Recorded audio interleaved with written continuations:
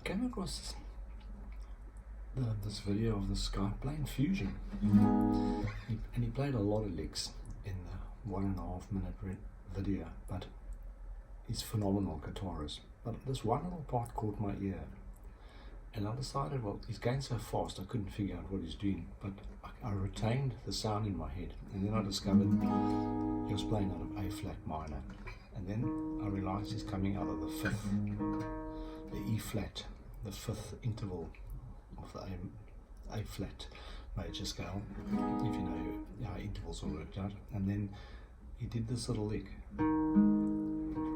from the E flat to the fourth of E flat, and then he goes and repeats it. Now for the first minute my hands wouldn't do that lick, that little interchange, but he's just playing the same 4 notes in two horizontal octaves.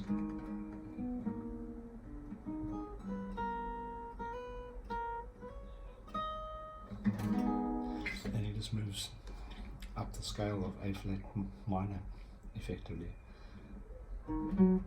You see, I still want to do the rock and roll blues thing. This is more classical, one could argue.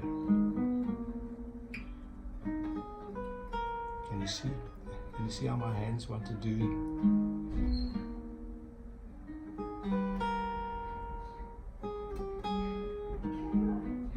This will be more classical fingering.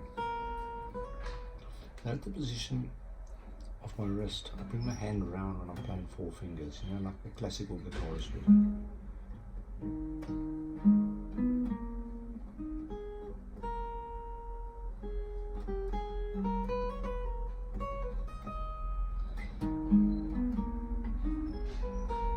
Anyway, I suggest that if you're interested, you might use it in one of your ballads.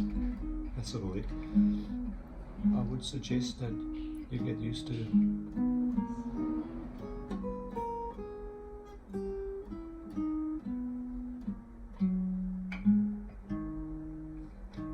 this fingering position.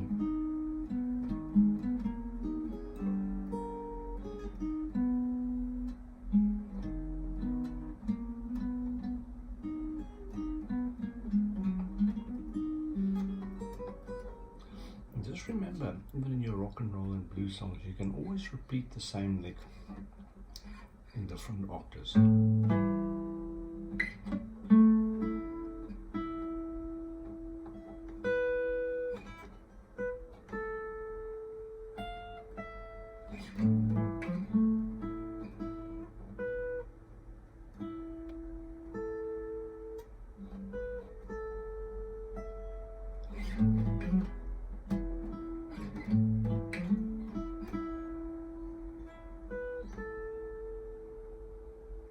You got me? I know you're saying I should get it right. A, E, and then I'm going E, A, E, just to be different. But my point is, you can do the same thing.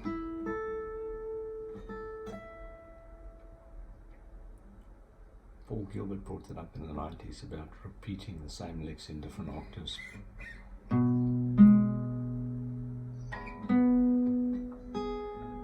Your 6 from a B to a flat. This.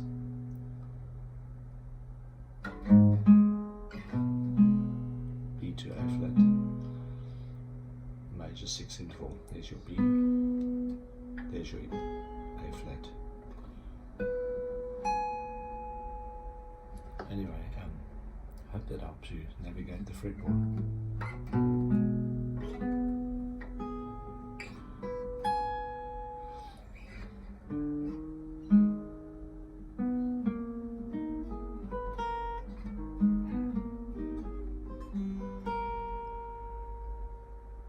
Keep at it. While we're at shapes, I want you guys to work on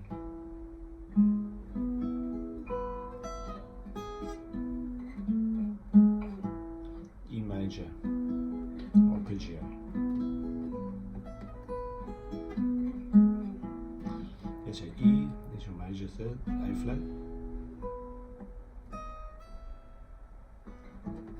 that's your 7th interval of E major 7.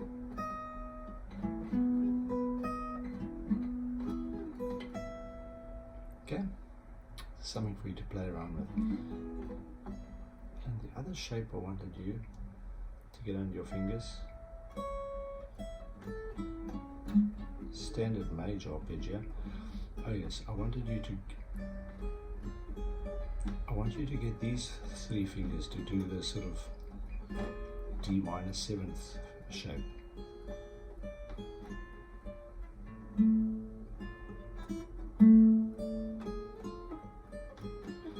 The benefits will be apparent to you later in your development.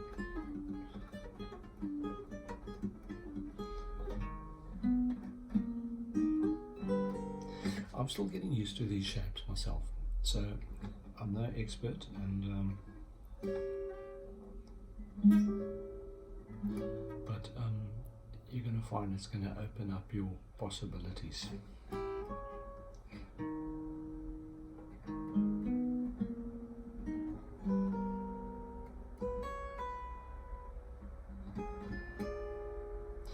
Just you're doing things that you'd not normally do, hopefully, and then thereby expanding your dexterity. And how's your string skipping coming on?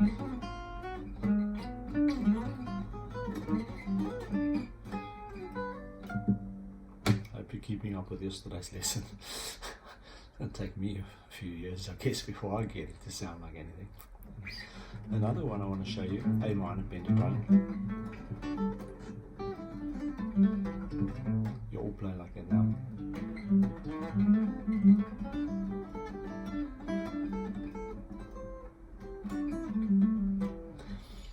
Jumble the notes up a bit and skip string.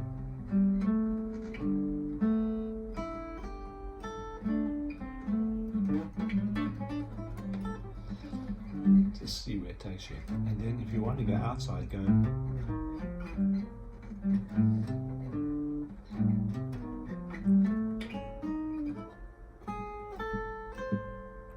You got me?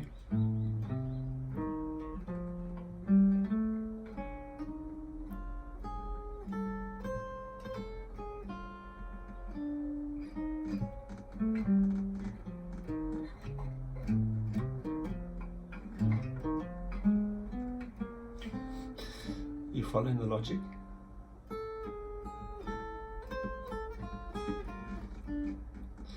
Sounds awful, but when you get it right, it could start sounding like something.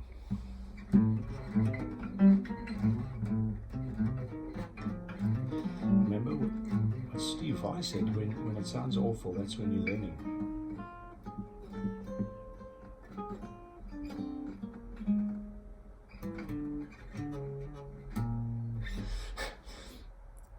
That's when you want to play something wacky, and you're displacing the position.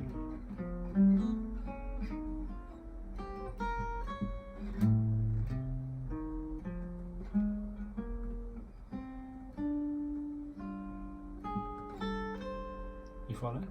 Just displace your traditional fingering and you'll sound outside. These things take time though, it's not going to happen overnight, okay? As you can see. Thanks for viewing. Thanks, appreciate ongoing viewing and subscriptions. Cheers.